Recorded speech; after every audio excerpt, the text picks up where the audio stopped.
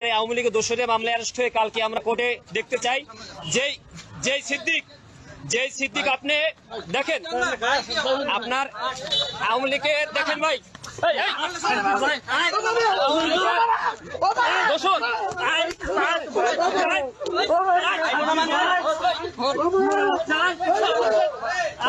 ছিল 18 তারিখে ছাত্রলীগের একেবারে অ্যারেস্ট করতে হবে। আমরা পুলিশের হাতে বারবার তুলে দেওয়ার পরও পুলিশ কেন ছেড়ে দিচ্ছে সেই জবাব পুলিশকে দিতে হবে। আমরা অ্যারেস্ট চাই, ছাত্র জনগণ পালাবার সময় তাকে হাতে নাতে ধরা হয়েছে ভাই। ইতিমধ্যে আমরা এই দেখেন জনগণ তাকে গণদোলায় দিয়েছে আওয়ামী লীগের দোসর অভিনেতা সিদ্দিক। আমরা তাকে থানায় আমরা ডিবি অফিসে নিয়ে আসছি, কিন্তু ডিবি কোনো কার্যক্রম করছে না।